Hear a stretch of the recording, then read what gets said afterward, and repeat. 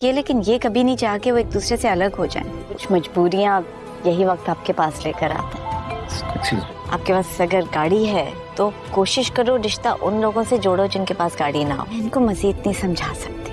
मुझे हमेशा लगता था कि सब मेरी मुट्ठी में है। बुरहान और उसकी बीवी के साथ मैंने सख्ती जरूर की। जब बहुत अच्छे लगे, मुझे पसंद आए, किसी भी किस्म का ऐब नहीं है उन्हें। लेकिन अब पता चला है कि मुट्ठी में सिर्फ रेत थी। उस्मान भी मोहब्बत का दावेदार बना हुआ है।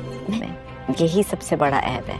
अम्मा का कहना था कि तुम तीनों का जो भी फैसला होगा मुझे बता देना, तारीख लेने चली जाऊंगी।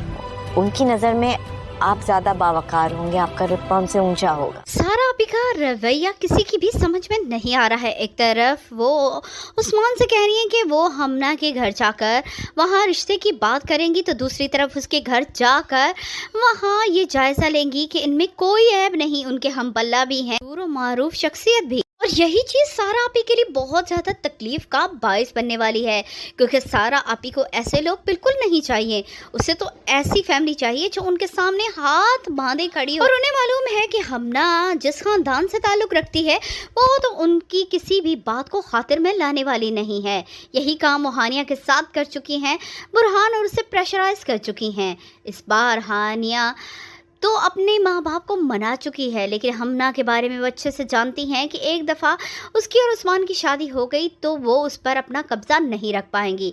इसीलिए तीनों भाइयों को बिठा कर सारा आपी यही फैसला करेंगी कि इनमें कोई ऐब नहीं है। इसलिए उसकी अम्मा जान कहा करती थी कि रिश्ता हमेशा अपने से कम तर लोगों में करना चाहिए ताकि आपकी इज़्ज़त बनी रहे।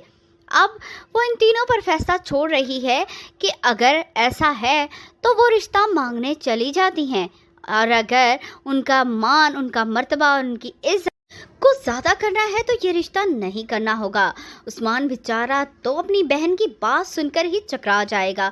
उसे उम्मीद नहीं थी कि सारा भी ये फैसला भी करेंगी।